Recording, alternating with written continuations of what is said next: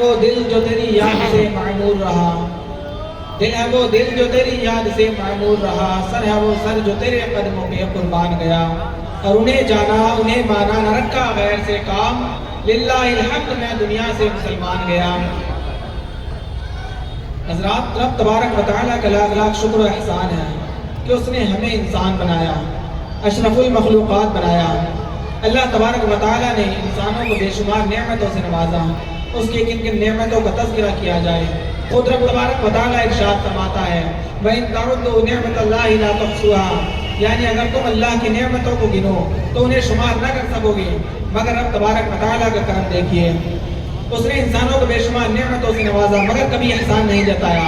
حضرات، یوں ہی رب تبارک و تعالیٰ نے انسانوں کی ہدایت کے لیے انبیاء کرام علیہ السلام کو اس دنیا میں بھیجا، بھیج کر احسان عظیم فرمایا، مگر کبھی یہ نہیں فرمایا کہ میں نے آدم کو صفی اللہ بنا کر بھیجا اس لیے تمہارے اوپر احسان کیا، میں نے نوح کو نجیب اللہ بنا کر بھیجا اس لیے تمہارے اوپر احسان کیا، میں نے ابراہیم کو خلیل اللہ بنا کر بھیجا اس لیے تمہارے اوپر احسان کیا، میں نے موسیٰ کو کلیم اللہ بنا کر بھیجا اس لیے تمہارے اوپر احسان کیا۔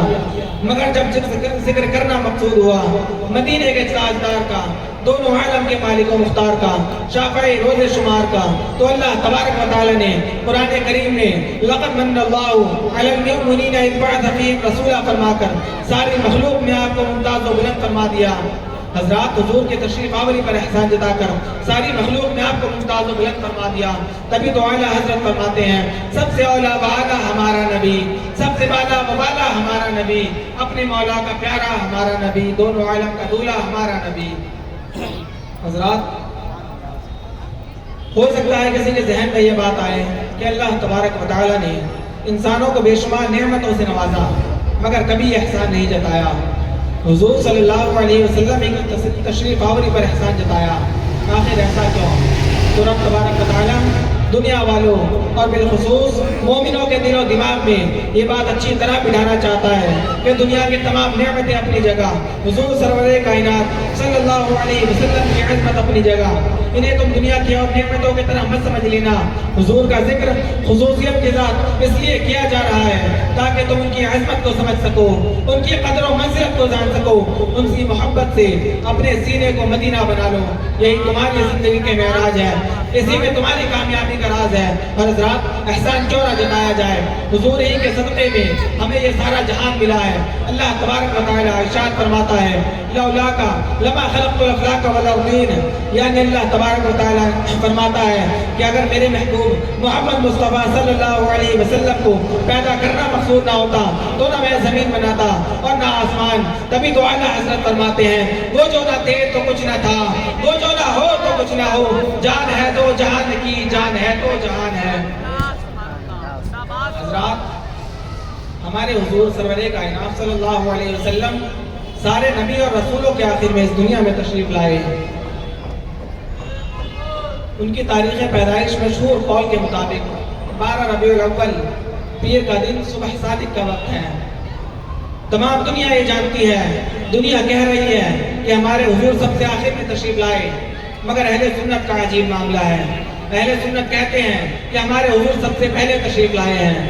حضرات، دنیا یہ کہہ رہی ہے کہ مکہ مکرمہ میں 12 ربیع الاول کے دن حضرت عبداللہ کے نسل پاک سے، سید آمنہ کے شکم مادر سے پیدا ہونے والی ذات سب سے آخری نبی کی حیثیت سے اس دنیا میں تشریف لائی، مگر ایمان والے یہ کہہ رہے ہیں کہ ہمارے حضور سب سے پہلے تشریف لائے ہیں۔ حضرات، تاریخ بتا رہی ہے، مشاہدہ یہ کہہ رہا ہے کہ ہمارے حضور سب سے پہلا سب سے آخر میں تشریف لائے، مگر ایمان والے یہ کہہ رہے ہیں کہ ہمارے حضور سب سے پہلے تشریف لائے ہیں۔ تو علماء کرام نے اس مسئلے کو اس طرح واضح فرما دیا کہ ہمارے حضور اول کائنات بھی ہیں، ہمارے حضور آخر کائنات بھی ہیں، رسول پاک سب سے پہلے بھی تشریف لائے، رسول پاک آخری میں بھی تشریف لائے۔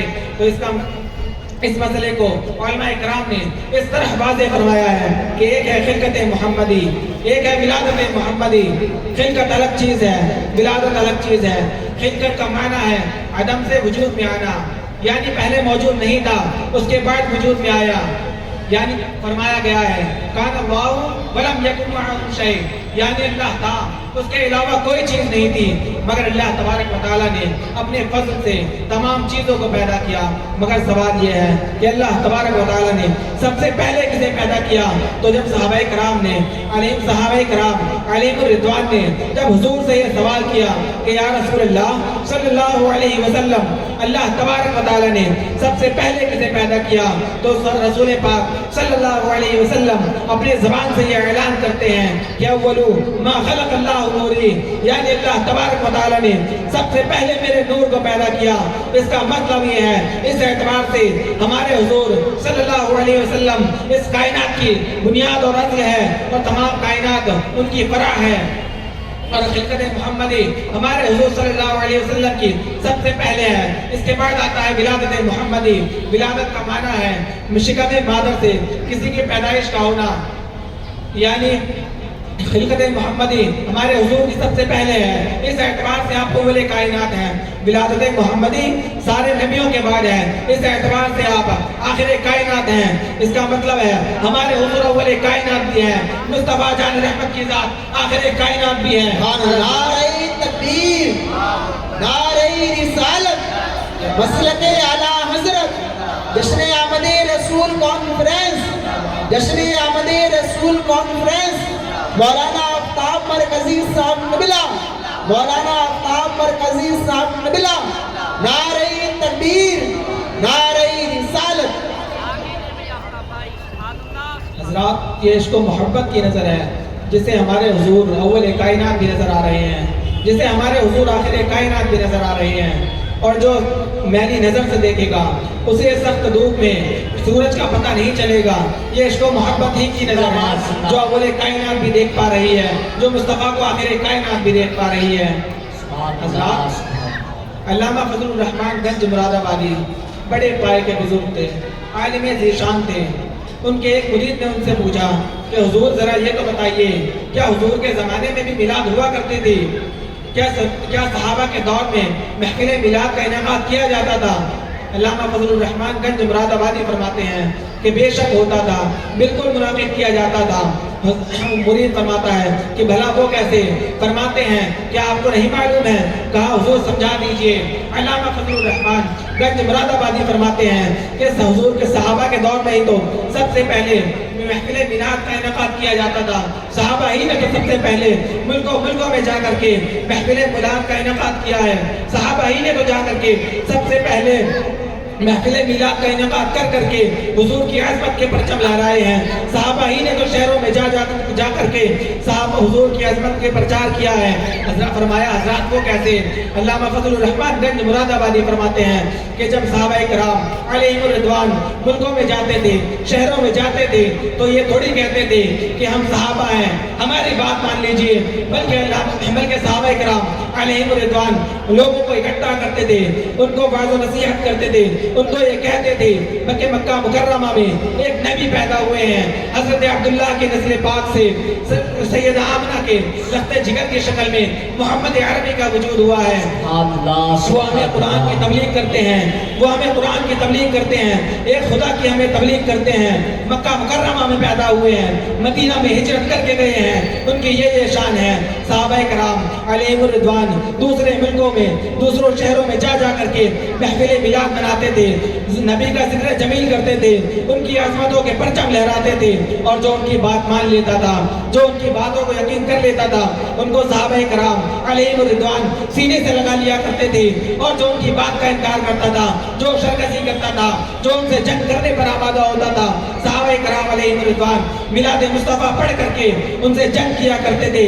بس فرق اتنا ہے، ہم محفل میلاد مناتے ہیں، اس کے بعد شرکی بانٹا کرتے ہیں۔ صحابہ کرام علیہم الرضوان محفل میلاد سجاتے تھے، اس کے بعد نبی کی عظمت کو ظاہر کرنے کے لیے اپنے سروں کو کٹا لیا کرتے تھے۔ حضرات، حضرت بلال رضی اللہ تعالی عنہ نے عشق و محبت کے میدان میں اس قدر اذیتیں اٹھائی ہے کہ آپ کے پشت پر ظالموں نے رسی کا پھندا ڈال دیا، آپ کی مبارک پیٹھ پر اس قدر کوڑے برسائے کہ آپ کے پشت مبارک میں ڈوان ہو گئی۔ آپ کے سینے پہ ظالموں نے اتنا وزنی پتھر رکھ دیا کہ آپ کی زبان مبارک باہر نکل پڑی. پھر سخت دھوپ میں گرم گرم ریت پر زخمی پیٹ کے بل لٹا دیا کرتے تھے. مگر زمین و آسمان گواہ ہے, خدا گواہ ہے, اس بے کسی اور بے بسی کی حالت میں بھی کلمہ حق لا الہ الا اللہ محمد الرسول اللہ پڑھتے اور زبان حال سے یہ اعلان کرتے رہتے کہ میں مصطفیٰ کے جامع محبت کا مست ہوں. یہ وہ نشہ نہیں جسے ترشے اتار دے اور عیش کو تیرے سکتے جلنے سے چھٹے سکتے جو آگ بجھا دے گی وہ آگ لگائی ہے. سبحان اللہ سبحان اللہ. حضرات, جان کی حفاظت اللہ تبارک و تعالی نے ہر مسلمان پر فرض فرمایا ہے, مگر محبوب مصطفیٰ حضرت ابو بکر صدیق رضی اللہ تعالی عنہ نے اس فرض کو ترک کر دیا. سانپ ہمارے سور میں انہیں کاٹتا رہا مگر انہوں نے اپنا پاؤں نہیں ہٹایا تاکہ آقا کریم صلی اللہ علیہ وسلم کی نیند میں خلل نہ پڑ جائے. حضرات وہی حضرت مولا علی شیر خدا رضی اللہ تعالی عنہ نے مقام صحابہ میں جب سورج غروب جب ہمارے حضور صلی اللہ علیہ وسلم ان کے ران پر اپنا سر مبارک رکھ کر آرام فرما رہے تھے تو سورج غروب ہو گیا, نماز عصر قضا ہو گئی, مگر انہوں نے اپنا پاؤں نہیں ہٹایا اور آقا کریم صلی اللہ علیہ وسلم کی نیند میں خلل نہیں پڑنے دیا. حضرت ابو بکر صدیق رضی اللہ تعالی عنہ نے محبت رسول صلی اللہ علیہ وسلم میں جان بچانے کے فرض کو ترک کر دیا اور حضرت مولا علی شیر خدا رضی اللہ تعالی عنہ نے نماز عصر کو چھوڑ دیا. حضرات, وہ نماز عصر جس کے بارے میں قرآن کریم میں ارشاد ہے حافظوا علی الصلوات والصلاۃ الوسطی, یعنی اپنی نماز کی حفاظت کرو اور خاص طور پر بیچ کی نماز. حضرت مولا علی شیر خدا رضی اللہ تعالی عنہ نے محبت رسول صلی اللہ علیہ وسلم میں نماز عصر کو ترک کر دیا, مگر ان دونوں بزرگوں پر نہ رسول پاک نے ناراضگی ظاہر کی نہ خدا پاک نے ناراضگی ظاہر کی, بلکہ حضرت ابو بکر صدیق رضی اللہ تعالی عنہ کے زخموں پر لعاب دہن لگا کر حضور کریم صلی اللہ علیہ وسلم شفا عطا فرماتے ہیں. اور حضرت مولا علی شیر خدا رضی اللہ تعالی عنہ کے بارے میں حضور پاک فرماتے ہیں ان علی کان فی طاعت اللہ و طاعت رسول, یعنی بے شک علی اللہ اور اس کے رسول صلی اللہ علیہ وسلم کی فرما برداری میں تھے. اور پھر حضور کریم صلی اللہ علیہ وسلم اشارہ فرماتے ہیں تو ڈوبا ہوا سورج پلٹ آتا ہے اور حضرت مولا علی شیر خدا نماز عصر ادا فرماتے ہیں.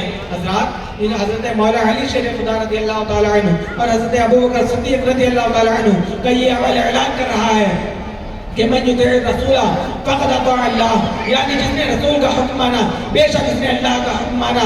تبھی تو اعلیٰ حضرت فرماتے ہیں کہ ثابت ہوا کہ جملہ فرائض فروع ہے, اصل اصول بندگی اور تاجور کی ہے, اور سرور کہوں کہ مالکو مولا کہوں تجھے باب خلیل کا بلے صحبہ کہوں تجھے, لیکن رضان ختم سخن اس پہ کر دیا خالق کا بندہ خلق کا آقا کہوں تجھے.